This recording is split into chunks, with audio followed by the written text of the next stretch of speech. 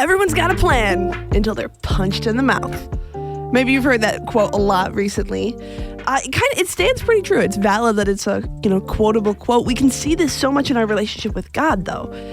God, I'm going to spend an hour with you every morning at 4 a.m. But then life happens and you're tired and you get to bed late, and so waking up is just a no-go. Or maybe it's, God, the next time she starts being passive-aggressive with me, I'm going to respond with love and grace for her.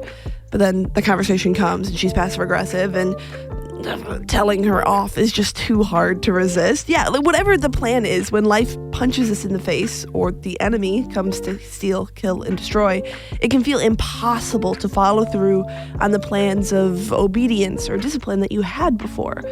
But the truth is that being grounded in our relationship with God, so much so that we don't sway in trouble, it's not reserved for the holiest and most perfect of Christians. There's this guy in the Bible named Nehemiah. He was an Israelite during the time when Israelites were in captivity. They were spread out. He lived in the palace of the king of Babylon and even worked as his cupbearer. And Nehemiah, he wasn't this crazy holy guy. It's not like he was living it as a missionary, doing these incredible things, fighting for the Israelites. But one day when he found out that Israel itself was lying in ruins, it upset him. And so when the king asked him what was wrong, he had this wild moment of potential and possibility. Here's what Nehemiah 2:4-5 says. The king said to me, "What is it that you want?" Then I prayed to the God of heaven, and I answered the king.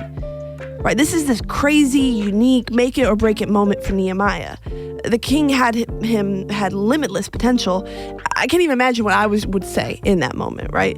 But Nehemiah prayed. He went to the throne room. No hesitation, no second thought. He was put in the hot seat, and his reflex was prayer.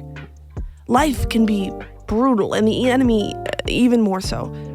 If you want to have prayer as a reflex, worship as a default, that comes from being in the throne room. It comes from building that practice, and yeah, there's discipline that's needed for that. But it also is just a matter of doing it, right? This could be your reminder for today that you are welcome into the throne room. Any conversation is welcome here. The one that happens with a coffee and your Bible before the sun's even up, or the one that you throw out that's 2 sentences long while you're wrangling your toddler into their car seat. If you want prayer to be a reflex, then pray.